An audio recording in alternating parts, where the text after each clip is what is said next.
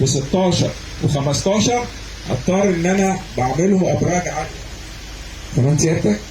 وهعدي العمريه دي برضو نقطه واقفه على فصل العمريه كرير والدخيله كرير. ان شاء الله انا طلبت من التحكم يديني بكره الدخيله كرير، هنطلع بالبرجين بتوع الدخيله هنوصل، يبقى انا خليت كده الطريق للعمريه كلير لشركه هيدلكو ان هم يكملوا شغلهم للعمريه. هيتفضل نقطه عن ان شاء الله ما سيادتك تشوفها دلوقتي عند مدخل الدخيله.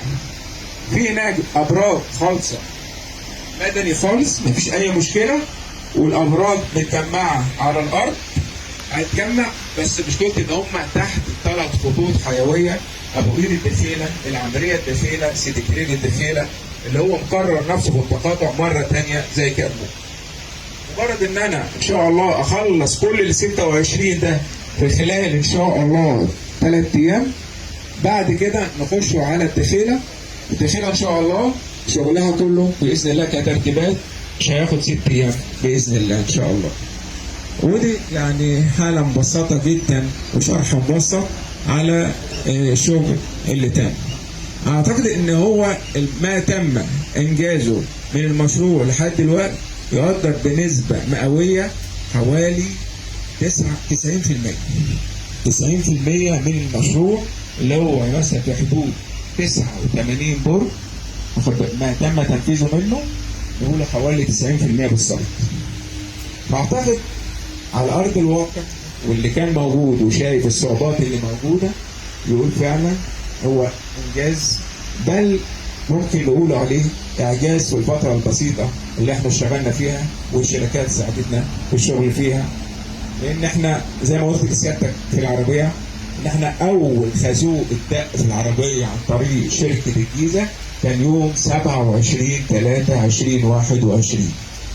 على العلم ان احنا كنا قبليها عاملين محضر استلام موقع 8/3 بس عشان ظروف الردم والمصادر خدنا وقت كتير جدا عبين ما كل المصادر اتعملت وبدينا شغل فعلا من 27. انا بقول من 27 ل 27 يعني 3 شهور، لان فتره تنفيذ الاعمال في كراسه الشروط او في امر الاسناد 4 شهور. بعتقد ان هو لا انا بس بوضح لسيادة معالي الوزير ان في شغل وفي انجاز حصل فعلا من الناس كلها كانت شركات او عاملين بالشركه المصريه للكهرباء، وبدعم بصراحه من سيادتك ومن مهندس صباح ومن جمال بيه اللي قاعد معانا بقاله دلوقتي داخل في 10 ايام وسايب بيته وعياله، وبصراحه واعتقد ان هو بيحاول يذلل لنا كل العقبات ومساعده سيادتك. يعني انا متشكر للكل واسف ان انا لو طولت، وتاني مره انا برحب بسياده الوزير وبرحب بكل الموجودين في الحفل.